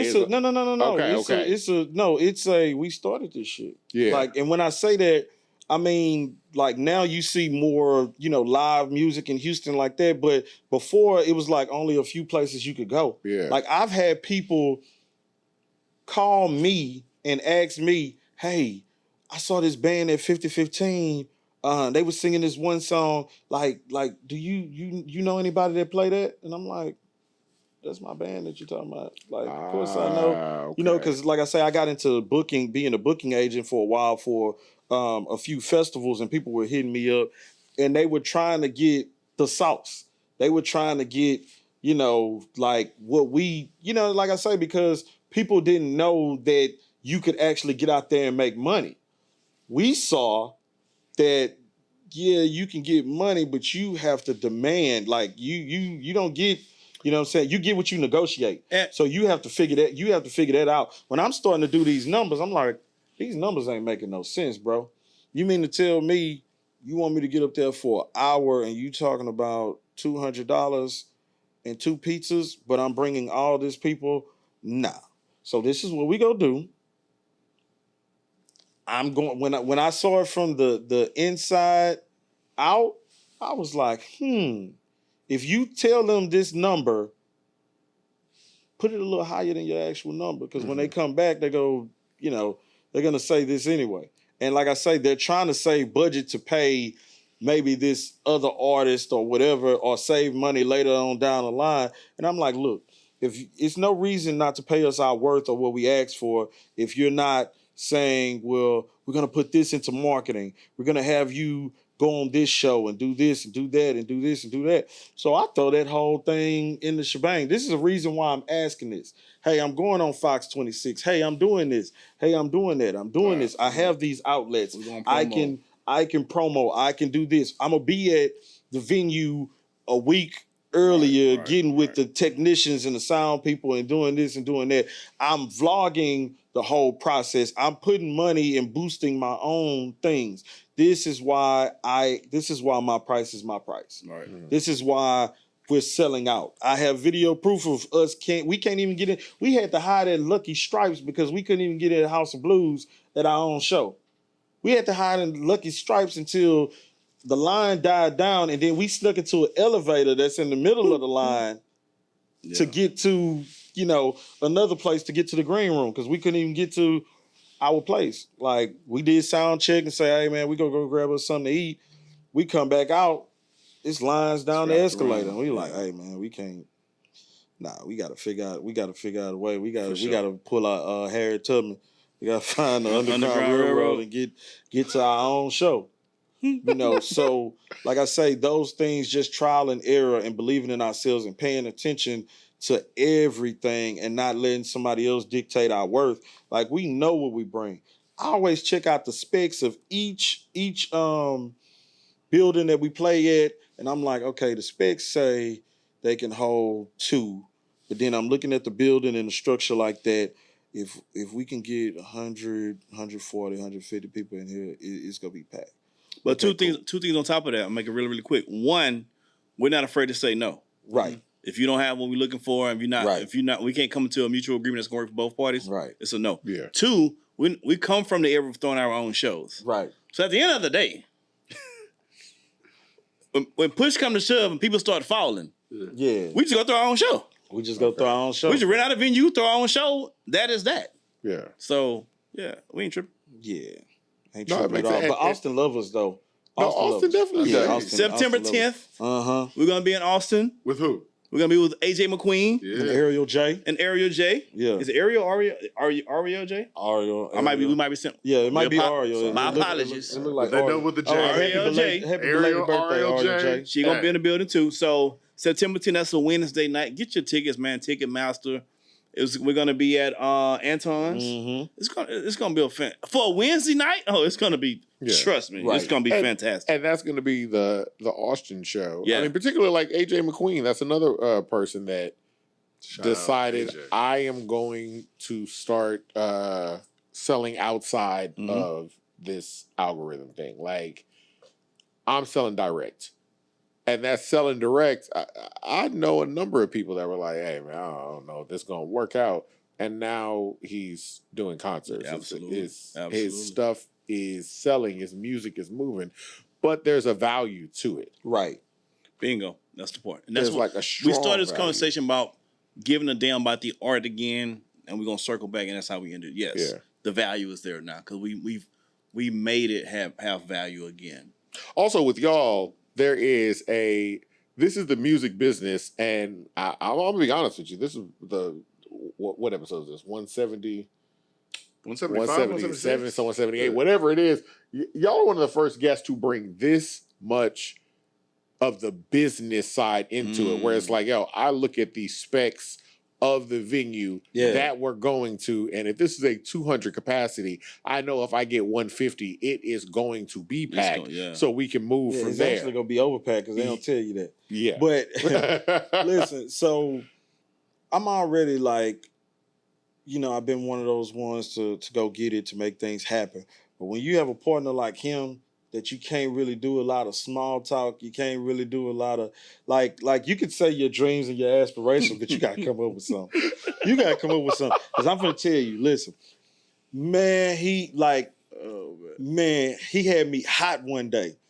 So we were coming from, matter of fact, shooting a short film that's gonna be on Tubi. Shout out to Bordersville. Oh, we're on season 3. So okay. We come from there, and he was talking about the album. He was like, man, if I had time, I'd do it all. He was like, man, I know how to do it. He was like, man, I do the booking, I do this. Man, where the radio show, man, I need people behind it, blah, blah, blah. And I'm looking at him like, bro, do you know who you're talking to? Like, I pop my stuff, but I pop my stuff low-key in a different way. I understand how hard he works. Yeah. I could not dare not have anything lined up, not have anything just ready. I was just ready for the music to be released. I had listen, man, those execs or those people that I knew that I made things, I remember they kid's birthday, the graduation, their birthday. I'm singing, I'm calling people on their phone, singing happy birthday, keeping relationships, you know what I'm saying? Things like that. And they know what I'm saying. When is the album coming out? When is the album coming out? When is the album coming out? Because we put the name out first, and we had a lot of shows. See, we started this backwards. We did. We started off with the live shows. We got popular for doing live shows first Mhm. before the music. We started out because, like I say, it was just us. And then when in a lot of these venues that we play at, they don't take cover music. Unless you're like a cover band that's a national cover band and you do like Van Halen or you do, U2 or things like that. A band or something that not gonna get back together or whatever. Or you doing a Blondie, anniversary thing. one of those things. Then they don't want, cover bands in there. So that's how we got a lot of the venues. But, I was just like, man, I got to make some stuff pop because I cannot have this he call them come to Jesus meetings. And I just call them, bro, I don't want to feel this way again because I know what I got going on, and I just got to get there. We just got to get to the finish line. I was pretty hard. Oh my God, You want to get scolded by your brother? Oh my God, man! My girl called me. Shout out to Tamika, and I was like, man, I don't want to talk. And she was like, what? You taking it out on me? I was like, man, look, I'm good, bro. I'm good. I'm good. And I started looking through everything and all the stuff that I already had. I just kept going. I was like, okay, cool. We gonna do this, and this. We gonna do this. We rolling, baby. We rolling. This is where God come in at, because everything that I said, I didn't have a problem getting. I didn't get not one no. It was literally, man, we've been waiting for y'all, man, this and that. People was telling us our history, and I'm like, I ain't seen you that in the email. Like they're going back researching. Oh my God, we're so excited. We didn't know we could get you guys, and I'm like, I didn't know you could get us, because people, like I say, they have that, now we're finally putting a real price on it, because they've been feeling before like we was bougie, mainly because of him. Getting that price, we're getting that price up though. Yeah. Get numbers up. Booked and busy from being bougie. There you go. Yeah. Exactly. But like I say, you're supposed to do that. You're supposed to build that world and things like that. And when we look at our influences, like no shade to anybody, but we're not looking at the local guys. Like we're not looking at that. We're looking at what's been working for the bigger acts. Right. And we're gonna do our own version of that. I always do my when I'm creating music, I'm comparing the album to the Kendrick's album. You know what I mean? I'm comparing the album to Tyler's album. If I'm doing a live shows, I'm comparing the live shows to the great people that do live shows. So everything I do, I always shoot for the highest level I can do. And the beautiful thing about that is, even if I don't hit the mark, I'm still pretty up there, pretty doggone high. I'm still higher than most. Yeah. I think they brought my taste level up, because I be in the little pissy clubs. Like I used to rhyme everywhere. I'd be on top of the bar. I'd be on them. I'd rather go piss outside than some of the venues I was at early in my career. Like I was just rocking. They were cats running across the. they had the door open. It'd be kittens and stuff congregating all in front of the stage. Man, like I say, because that's just what I want to do. Wasn't a euphemism. It wasn't. They was there too, but now this was kitty. That was literal. So I was just like, how can I compare his style, my humble style, with his brash opinion? Okay. And I put that together. Look at you. I see. You know what I'm saying? And I put that together, and I was like, okay, we can meet somewhere or whatever. Or what I know he likes to do, because he's an artist, he draws and things like that. If I just give him a little sketch or a little idea or whatever, he can take that idea to another level, things like that. And so me, I don't, what I'm saying? I take the E off ego, G-O, you know what I'm saying? So I'm just like, I'm still getting what I want, but he's just taking it to a different level, to where now my mind is racing, and then now I'm like, what can we do next? What can we do this and that? Which brings us to now where we're at in this promo run. I'm just like, hey, let's hold up off these DSPs, because I got a feeling somebody go come through and pay about $1,500, $2K for the album. And then it's going to give us other ideas to do more exclusive stuff and things like that, because we already have the look, the image, the music, and everything else. Like, people understand that. So why would we cheapen or water down, anything else? Like, that stuff is going to come. We have the accolades. We have the day in the city. We have all of this stuff. Like, we're the most accomplished hip-hop duo in Houston history. Yeah. When I say that, he has to think about it. And I'm just like, seriously, like, we are. Like, who else? I'm trying to think. Who else do you? Who are hip hop duos? Who else do you have? And then, if you do think about hip hop duos in Houston. In Houston. Yeah, in Houston, which is a large city. Like I say, we love UGK. They're not from Houston. That's not Houston. You can't say them. Yeah. Bun is from Houston. Fifth Ward Boys, they had three. There's three of them, so that don't count. They had three. Yeah. They had three. And all the other duos are people got together. They're For not an album or actually something. doing it. that's true. They did an album or two. Right, and that was it. Yeah. And then you got to say 12 years together. Then you Yeah. got to say, you know, they own Day in the City, which we had that before a few of the Houston legends. You know, we've had that That's since like true. 2016, 2016. 2017 or whatever.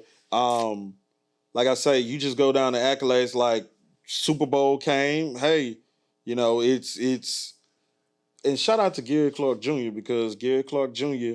like he allowed us to play during Super Bowl. And when I say that, he was just like, who do you have that's hot in the city? Right. Like, we're in their city.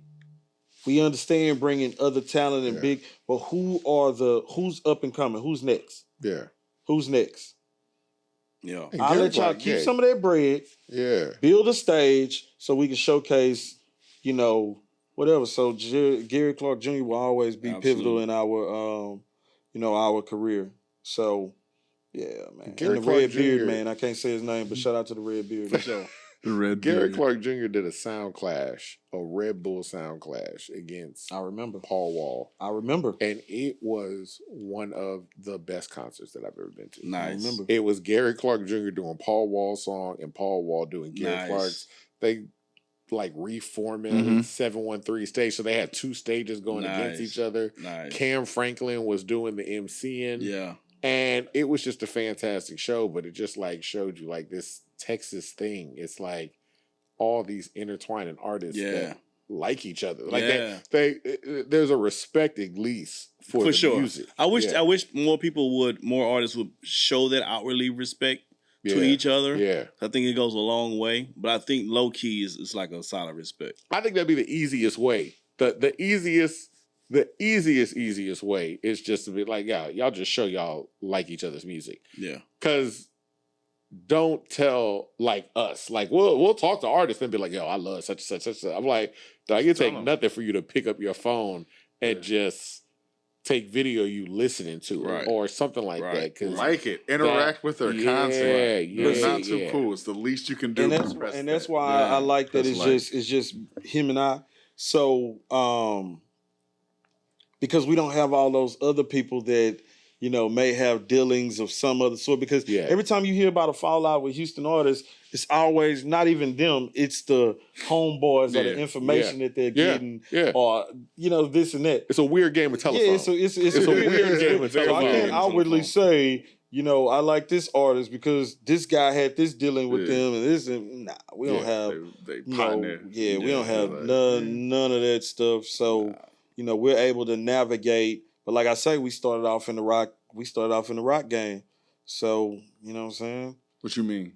No, not that rock. Okay, no, we from Fifth Ward. Clarify. Nah, we started off in the rock. Podcast. We started off in the rock and roll game. What do you mean by that? We initially when we got booked for most of our shows, it was for like predominantly white audiences, and it would be on bills and at those venues too, and it'd be on the bills with white, you know, artists, and it was a while before we really got on and the black. I remember one person, Avant-Garde.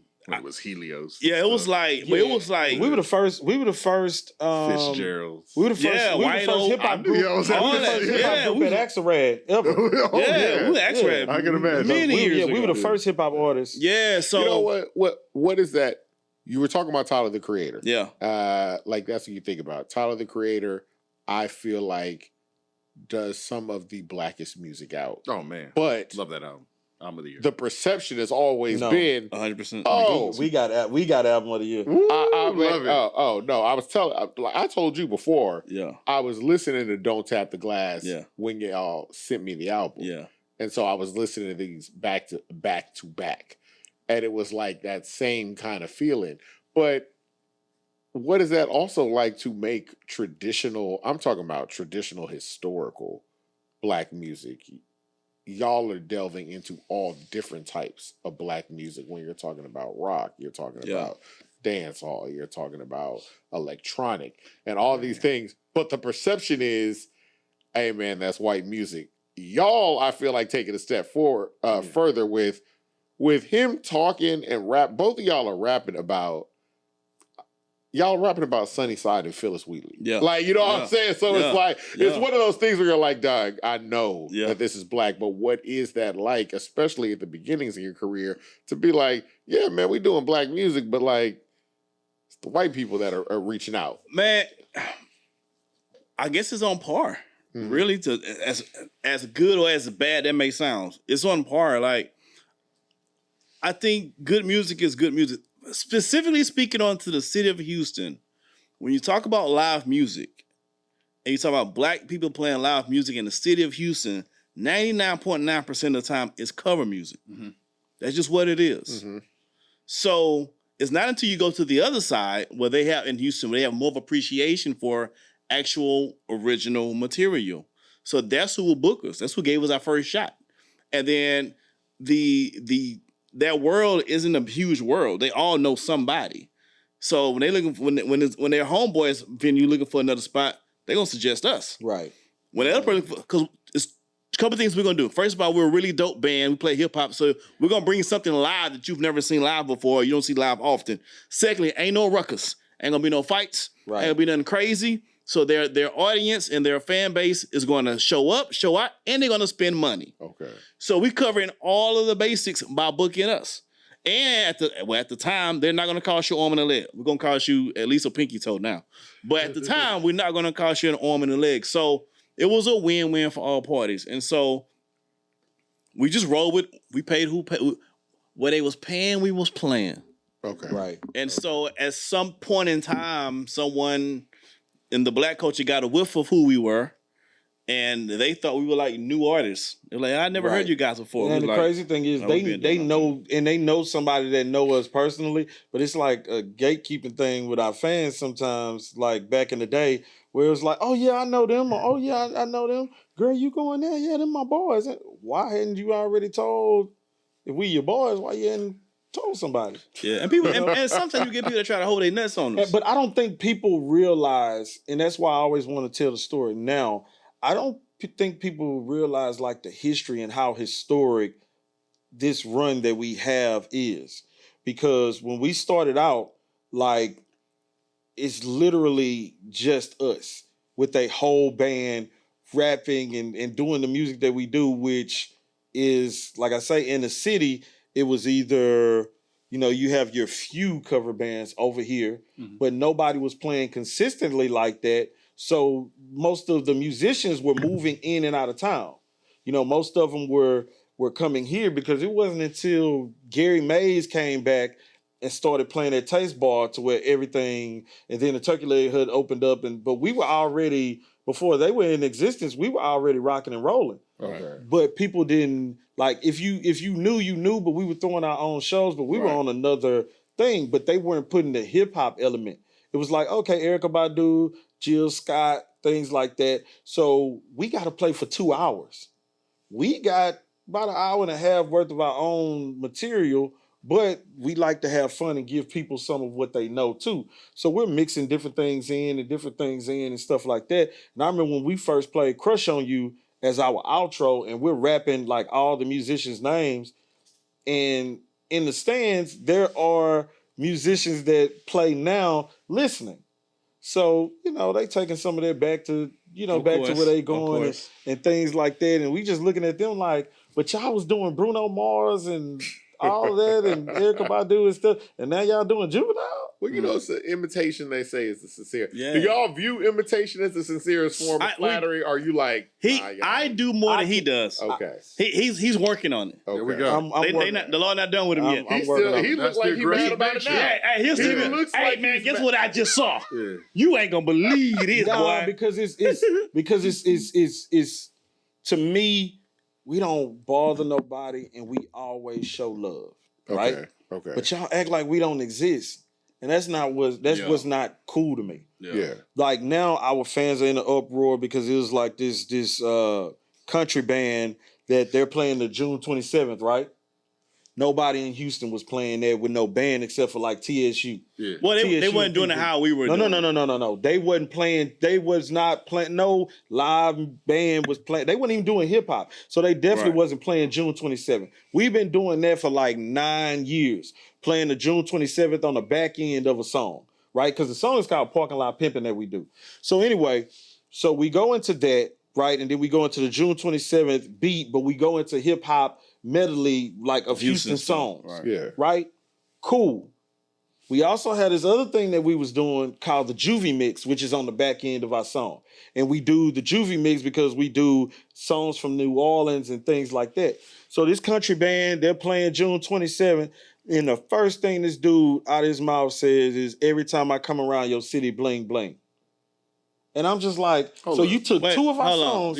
So doesn't matter what he said. The first thing that they say, they do it as a rendition of how we used to do it. Him saying that line doesn't mean how we still do it. Yeah, we still do it. Him saying that line to them doesn't mean that. No. Yeah. So we have two different songs, right? Where the June 27th is, and that's all Houston. But we have a Juvie Mix that's all like New Orleans, right? Yeah, so they took the Juvie Mix and the June 27th and put it together, and it went viral. And we just looking like, really white boys doing country, so y'all serious? Yeah. And so when I called them on it, and they checked them and they did their research, and then all our fans were sending it to us. Oh, Bishop blessed them. And I'm just Bishop blessed them. I'm just like, come on, bro. I know what y'all got there. In the thread. I'm about to say, so you called them out. You said, I called them out on the status. In the thread. Yeah, in the thread. Because they knew where they got it from. Yeah. And so what happens is, this is why I see people in the stands, and like even musicians and even managers and things like that, they'll be there watching our shows. And then they'll go to their band, hey, add this in here, add that in here. And I knew they weren't doing that before, because when we was doing it, like nobody was doing that. Yeah. Nobody was doing that. Even like if rappers, they would maybe have a drummer, or they might have a guitarist and a keyboardist. But nobody had a drummer, two keyboardists, bass, lead guitar. Nobody had all that was doing that. You know what I'm saying? Like rapping and doing what like we do. Like Pharrell said, once they figure it out, I ain't want it no more. Yeah, so. But see, that and honestly, because I'm watching y'all's interaction, that is what it feels like. It feels like you're like, they copied us, let's go ahead and move on to the next one. And you're like, man, forget all shot. that. I ain't tripping, because because you can't. It doesn't matter, because you can never steal the sauce. I feel like it's a balance though, because maybe I leave more. But I'm like, but it do matter. That's fine. That's fine, right? Yeah, so I should be hot. I'm the one who orchestrated how the sequence of the goes. Yeah, so when they bite out my sequence. He mad for you, right? But I know he ain't go say too much because he's a producer. Yeah. He been wanting to move on from that shit. So right. It's just the fans been requesting that when we don't do certain stuff. Yeah. That's true. Oh man, they night is ruined. That's true. Yeah. They night is ruined. They come there with like, oh, I heard this on Spotify. Y'all not gonna play this tonight? Baby, we in the middle of the city. Stop. And one thing I'll say about our live shows, which is a blessing, how we start off with live shows first, because even now to this day, there's songs we only have during the live show. Really? It is not recorded anywhere. So only certain songs you can, like the Parking Lot Pimping he was alluding to, it doesn't exist anywhere currently. Mm-hmm. There's like 4 songs, like our last freaking 5 records to end the show doesn't exist anywhere else in the atmosphere but on our live set. So you can't hear it unless you come to a live show. So that's kind of a beauty thing, to make sure that when you see a Blazing Black live show, you're going to get something you can't get from your house to be on the DSPs, because it doesn't exist. It doesn't exist on YouTube. You can only get it from a Blazing Black show. And being one of the first ones out there, like, we really, really had to get it. So even like it's cool, but even watching somebody come and like try to, you know what I'm saying, act like they created this or they did this and they got it from you, and you had to prove every night we literally had to prove our love every night.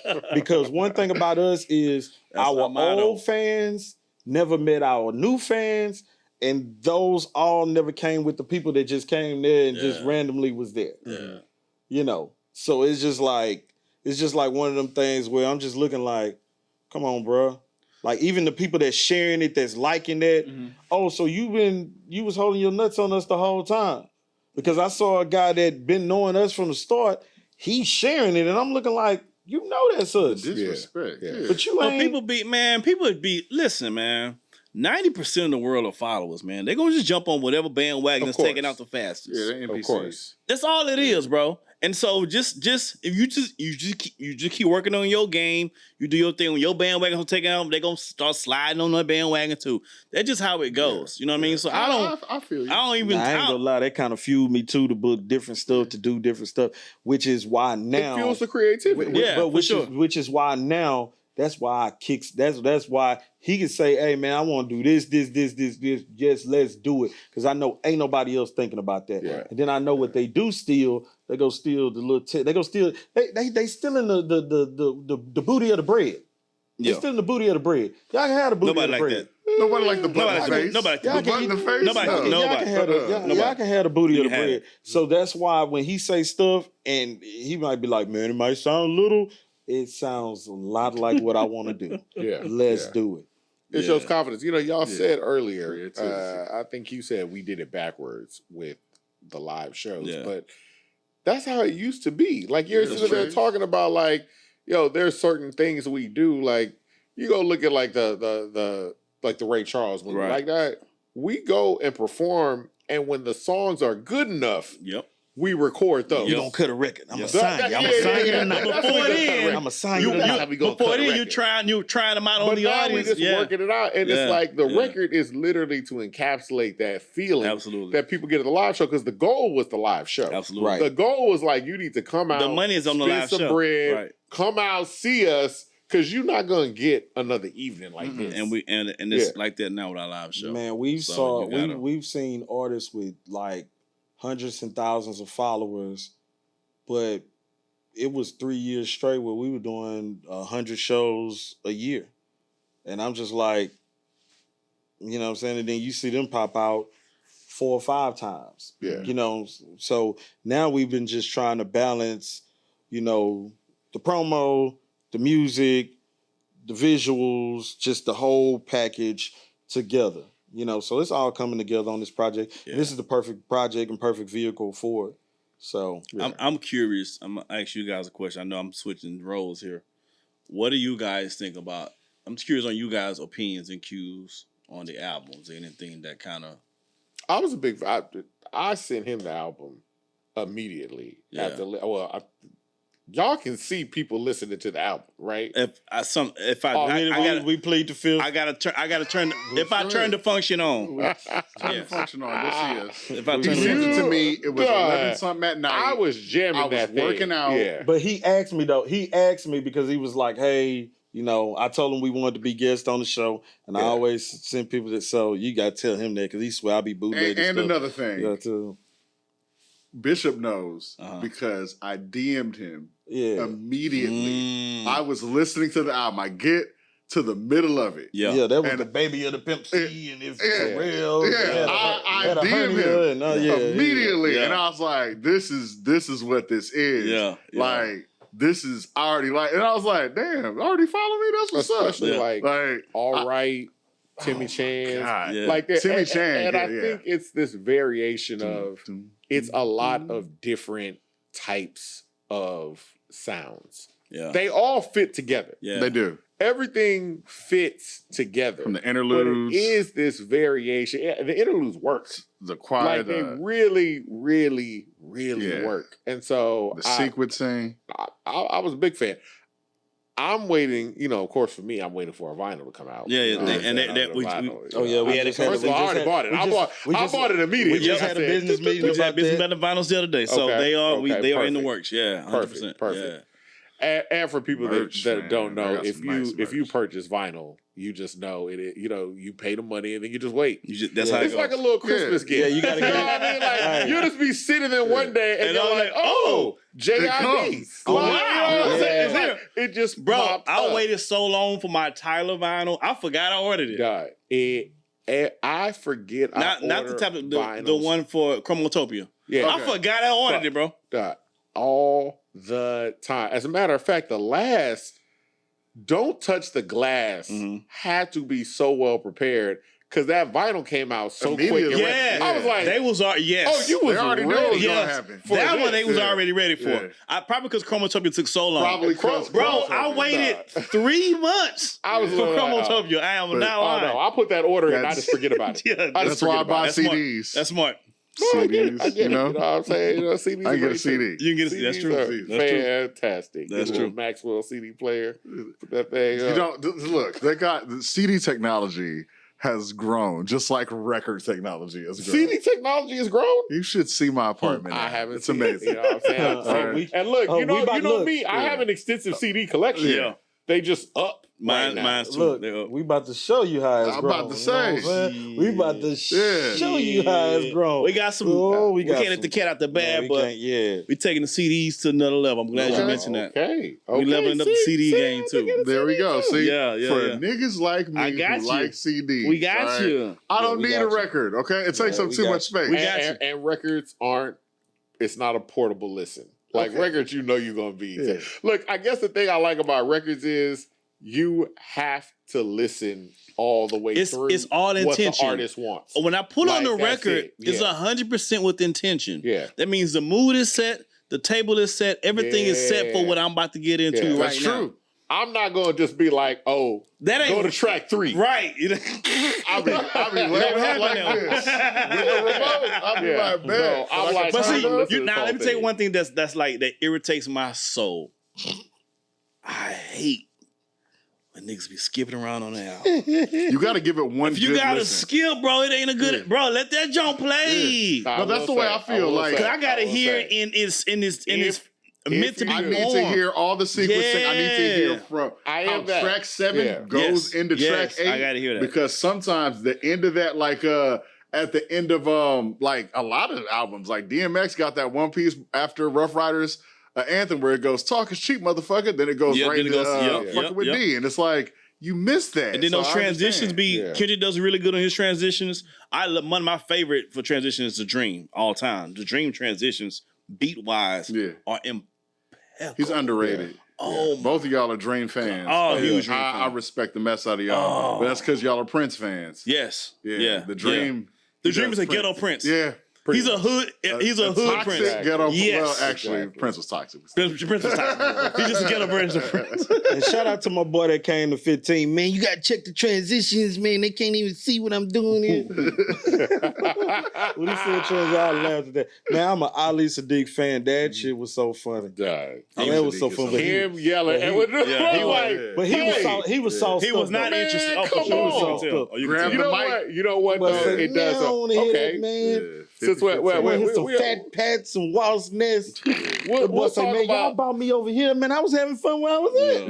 Yeah. we'll talk about this before we get y'all out of here. But it's like, well, first of all, y'all are well media trained because y'all handled that one podcast interview where old buddy said Slim Thug is not a good rapper. Oh yeah. Y'all handled that Correct. impeccably. Now, He handled Fox 26, but she was like, what's your What's your sexuality? what's your sexuality? Oh, was she sure like- did. And that boy said, yeah, Yeah, it was sexual. I know what kind it of. came out the blue. I'm like, yo, what kind of Because question? you is said that? because the sapiosexual line, and then she comes to you with Yeah, that, I'm and I like- was like, yeah. but lady. see, it's a wild But show. it was off and the, he it was thinking off the it's Fox. sapiosexual But he line. thinking because You thought it was, yeah. Oh, it's no, PG, no, so no. yeah. They get Yeah. wild up there. Yeah, they get wild up up there. there. But It's just I'm after gonna say dark. this here, Rick. If you ever hear me, because I booked, if you ever hear me say the sapiosexual part, you know it's fair game.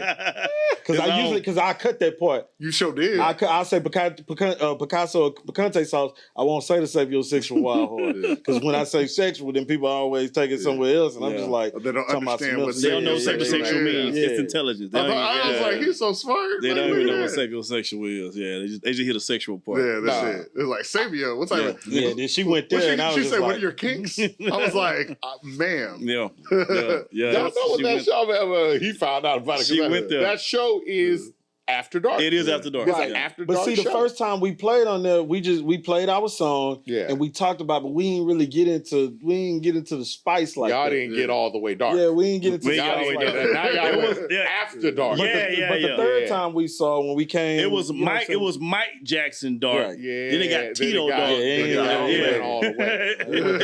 They got Jermaine dark. They got Jermaine dark. It's like, oh. Or Michael to Jermaine dark. I Jermaine. was like, oh. Jermaine dark.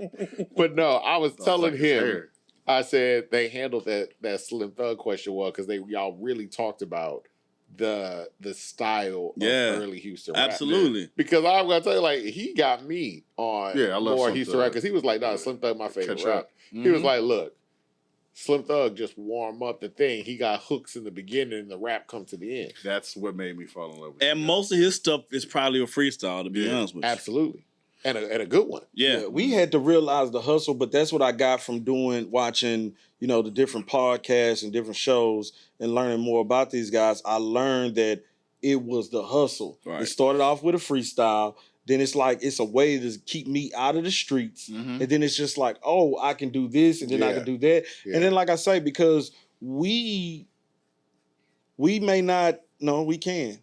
We just had to learn our way with the hustle. Yeah, We just had to learn our way with the hustle. Okay, we can hustle this, we could do this, we could do that, we could do this. Okay, that makes sense. Just the same way. So we respect that part. Because it's like, if we got on every show talking about who we thought couldn't do this or our opinion, what are we talking about? We're here to talk about us. Yeah. Like, if it's an opinion to be had, then we'll, we might say something, but we ain't just go get on there and just bash people because there's people that we think are absolute baby thighs. And we just not go baby thighs, soft, baby thighs. That is just soft. baby thighs. WFT. That is a and we just like, nah, we ain't gonna get into that because that ain't how Hey, we. can y'all, when y'all edit this, can y'all put like the baby thigh picture like somewhere I in the... wish they would put a baby thigh on it. Yeah, we just not. That's just not what we, like to do because somebody will see that and they'll try to run with that, and we just like, bro, we don't care. Y'all just let the music talk. Yeah, we don't. Yeah. I'll also say, we did talk about it. Ali Sadiq was sauced up. Oh, he was sauced up. Did you see him on side of Chubb Rock when he was dancing? And Chubb had to look at him like 2 or 3 times. Like, but also, he was right. You can be drunk and right. Yeah. You can be drunk and right. Look, I get Def it. Jam Blaster paid before, and so it was a Willow Ridge reunion. It was a 90s reunion. Yeah. Okay. Right? Now the thing is, when the DJ came on, he's playing Annie Up. That's 2000s. Yeah. You know what I'm saying? But Hey, he was that trying wasn't the problem. The problem was it was East Coast. He ain't Right, trying to but he was trying to do his transitions because those are the songs that you can do the transitions on and things like that. I'm not mad at the DJ for even playing play Brazen like Fame. because I'm like you're doing that. It helped him. Yes. It was like that house party when old boy told him, man, I'm helping your mixes when he bumped the tape. Groove was like, man, I'm helping your mixes. Yeah. Nobody want to hear that weak ass. It's like it's not that DJ we Scratch, don't want this is nice. I love Eddie Up. I love Immobile. Yeah. Yeah. Like, but also you're in Houston. Yeah.